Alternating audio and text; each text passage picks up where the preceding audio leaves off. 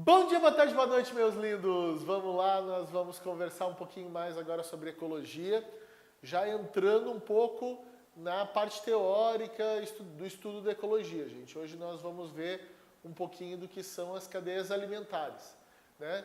E o que é uma cadeia alimentar? Uma cadeia alimentar é uma representação gráfica que mostra o fluxo de energia. Lembra que a gente falou na aula passada que era fluxo de energia dentro de um ecossistema, tá? Vejam, para que vocês entendam um pouquinho de como que a gente tem energia no planeta Terra, basicamente toda energia para produzir todo o alimento do planeta Terra, 99%, tá, vem do Sol. Agora eu quero que você entenda o seguinte, o Sol é grandão, um pouquinho, assim, um faixinho de luz do Sol vem em direção à Terra. Mas um faixinhozinho pequenininho de luz do Sol vem em direção à Terra. Desse faixinho pequenininho que vem em direção à Terra, 1% é absorvido pelas plantas, tá? E transformado em alimento para todos os seres vivos que tem no planeta Terra. Mas não é só alimento, gente. Todo o petróleo que tem no planeta Terra, um dia foram algas. Ou seja, a energia do petróleo, que foi formada no petróleo, veio do Sol. Todo o carvão mineral que existe no planeta Terra, um dia foram plantas.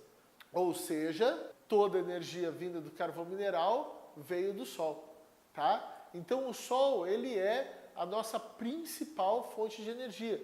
Se a gente soubesse captar bem essa energia vinda do Sol, a gente não precisaria estar buscando outras fontes alternativas aí para a produção de energia no nosso planeta, porque a gente usa uma fração mínima do que o Sol representa de energia.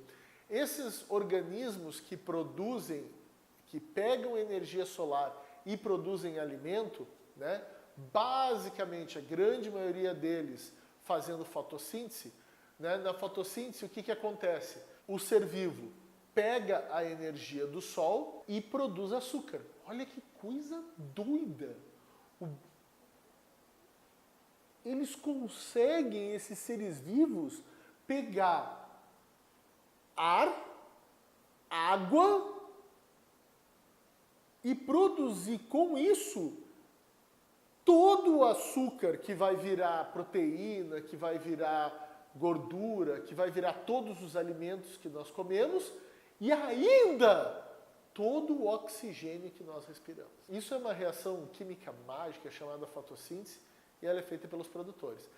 Não é só a fotossíntese que é a reação que produz energia no planeta Terra. Nós temos também vários tipos de quimiossíntese, mas a fotossíntese é a principal. Gente, não esqueçam, a maior parte do histórico de fotossíntese no nosso planeta, ele veio das bactérias, né, aquelas bactérias que a gente chama de algas azuis, tá? Elas são que produziram praticamente todo o oxigênio que está no ar e elas que produziram toda a base de energia do nosso planeta. É claro que toda a fotossíntese que importa para nós, animais terrestres, vem das plantas terrestres, né?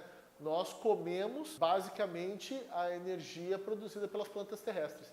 Você está vendo aí uma figurinha que mostra, uma figurinha da NASA, tá? Uma foto da NASA, mostrando essa parte mais clara, está mostrando o que eles chamam de Corn Belt nos Estados Unidos, né? Que é o cinturão onde eles produzem milho, e você está vendo aí a grande quantidade de oxigênio a mais produzida nessa região que está fazendo fotossíntese e produzindo, além do milho que milhões e milhões de pessoas comem, está produzindo também uma grande quantidade de oxigênio. Os produtores, eles vão pegar basicamente, né, a energia luminosa, transformar em açúcar, e esse açúcar vai ser transformado tanto nas proteínas quanto nos lipídios. E é claro, o açúcar é carboidrato, então ele vai ser toda a base da nossa alimentação, tá? Muito bem. Pensa isso, gente. Na verdade, se você está comendo uma vaca, você está comendo capim transformada em vaca. Entende isso? Né? Tudo que tem na vaca, todas as estruturas do corpo da vaca foram feitas em cima do capim que ela pastou. Então, comer uma vaca é comer capim transformado em vaca. Tá? Vejam, esses organismos, então, o capim, as plantas terrestres, nós vamos chamar de produtores. As plantas aquáticas, as algas, também vão fazer a mesma coisa para os peixinhos. Tá? Muito bem. Quem come uma planta, quem come um produtor, a gente vai chamar de consumidor primário. Então, os consumidores primários, eles são os herbívoros, tá? São os seres vivos, os bichos que comem plantas. Depois nós vamos ter os consumidores secundários. Os consumidores secundários, eles podem ser tanto carnívoros quanto onívoros. Ou seja, um consumidor secundário, ele pode comer só consumidor primário, só carne, mas ele também pode comer o consumidor primário, a carne, e comer uma planta. É o caso da gente, a gente come a vaquinha. A vaquinha é um consumidor primário, ela só come planta. Já nós podemos comer tanto a vaquinha quanto comer a planta, uma planta qualquer que a vaquinha esteja comendo lá, a gente pode pastar junto com a vaquinha ou comer uma cenoura que ela está comendo. Vejam, depois disso nós vamos ter consumidor terciário, secundário, quaternário e assim por diante, tá? Dependendo de conforme a gente vai comendo, quem come quem, tá? Fora dessa linha de produtor e consumidores, nós vamos ter também os decompositores. Os decompositores, eles geralmente estão fora do fluxo de energia. Por quê? Porque eles interrompem esse fluxo de energia. Esse fluxo de energia, ele é sempre linear e unidirecional. Ou seja, a energia ela vai do produtor para o consumidor primário. Você não tem a energia voltando do consumidor para o produtor. Tá? Absorver uma planta carnívora. A planta carnívora ela não come, né? Na verdade insetívora, tá? Ela não come os carboidratos, os lipídios, a energia do bicho. Ela está atrás do bicho só como adubo, tá? Ela transforma o bicho em adubo, em nitrogênio, minerais, e ela absorve esses minerais e não a energia diretamente do bicho, tá? Tem gente que considera a planta carnívora porque vai ter uma pequena porcentagem de açúcar, que é claro que vai ser absorvido, como um consumidor, mas tem gente que não considera, que ela só está usando o bichinho como adubo, tá? Vejam, os decompositores não. Os decompositores, eles sempre vão pegar aquele ser vivo e eles vão transformar esse ser vivo naquelas substâncias básicas primárias que não têm energia. Vão transformar nos minerais, vão transformar em gás carbônico, vão transformar em substâncias que não entram mais no ciclo de energia. Então você tem produtor, consumidor, consumidor, consumidor, sempre a energia vai diminuindo, a gente vai falar disso na próxima aula, e o decompositor que interrompe, né, que acaba com o transporte de energia, transformando aquela substância em uma substância com menos energia. Então, eu tenho lá um montão de carboidratos no produtor. O consumidor primário usa uma parte menor do carboidrato. O consumidor secundário pega uma parte bem menor do carboidrato que o produtor produziu. E esse carboidrato ele é transformado em gás carbônico, ele é transformado em mineral pelo decompositor, e daí pronto, você interrompe então a linha de energia. Essa linha de energia, gente, ela pode ser de duas maneiras. Você está vendo aí a figura de uma cadeia alimentar. A cadeia alimentar ela é uma cadeia ou corrente, tá? São sinônimos, né? Quando a gente fala a palavra cadeia, sempre vem na tua mente aquela prisão, jaula, né? Mas não, cadeia também é sinônimo de corrente. Uma cadeia de eventos não é um monte de evento preso numa jaula, tá? São um evento que acontece depois do outro, tá? Então, a cadeia alimentar é assim, você tem o produtor, o consumidor primário, o consumidor secundário, todos eles em linha. Só que isso, gente, nunca acontece de verdade na natureza. o que acontece na natureza é essa figurinha que você está vendo agora aí, que é o que nós chamamos de teia alimentar. A teia alimentar, ela é o quê? É essa bagunça aí, né? Você tem o produtor, que é comido por vários tipos de consumidores, os consumidores que são comidos por outros vários tipos de consumidores secundários, assim por diante, tá?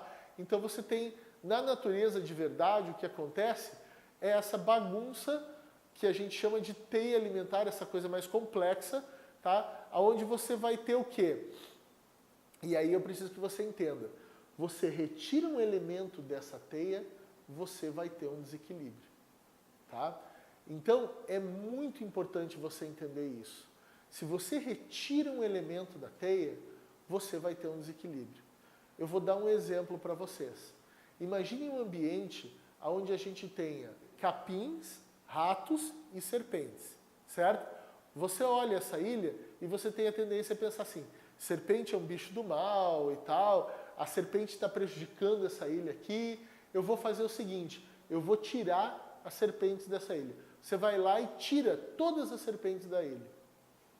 O que que acontece? As serpentes controlavam a população de ratos. Sem as serpentes, você tem uma explosão de população de ratos. Muitos ratos na ilha comem todo o capim. Os ratos acabam com todo o capim da ilha. Sem capim, sem comida. Sem comida, sem ratos. Os ratos morrem todos de fome. Então você podia pensar assim, a serpente, ela é um predador, uma coisa horrível e está acabando com os ratos, ela é ruim para os ratos. Não, a serpente mantinha a população de ratos controlada para que eles tivessem acesso sempre ao alimento, pouco alimento disponível na ilha. Tá? Então vejam, meus queridos, sempre que a gente tira um ser vivo dessa teia, a gente vai ocasionar um desequilíbrio ambiental na teia. E essa porque a gente precisa conhecer os seres vivos do planeta, conhecer a nossa biodiversidade, para que a gente possa saber, né, melhor se a retirada de um ser vivo ou a alteração na vida de um ser vivo vai provocar qual desequilíbrio em todo o planeta. Todo mundo que vai com a gente nos acampamentos, né, tem a oportunidade de ir com a gente no mangue. E lá no mangue, o mangue ele é um ambiente que está sendo destruído, certo? E a destruição desse ambiente, ela pode ocasionar o quê? O mangue ele é o berçário dos peixes. Então, os peixes que vão lá no mangue para se reproduzir, né, para criar os seus filhotes, não vão ter um lugar mais para se reproduzir. Se você, então, tira o mangue, você não tem lugar para o peixe reproduzir e não vai ter peixe para pescar. Então, você pode dizer, eu tenho que morar em algum lugar, eu vou derrubar essas árvores do mangue e vou morar ali. E você retira o mangue para ter um lugar para morar e morre de fome porque não tem peixe para comer. Tá? Ou é um pescador e morre de fome porque não tem peixe para trabalhar e para pescar, por exemplo. Tá? Então, todos esses desequilíbrios, por quê? Porque tudo está ligado. O fluxo de energia entre os seres vivos, ele está todo relacionado. Beleza, meus lindos? Então, era isso que a gente tinha agora para falar para vocês sobre cadeia alimentar e a gente conversa mais na próxima aula. Beijo aí, a gente se vê.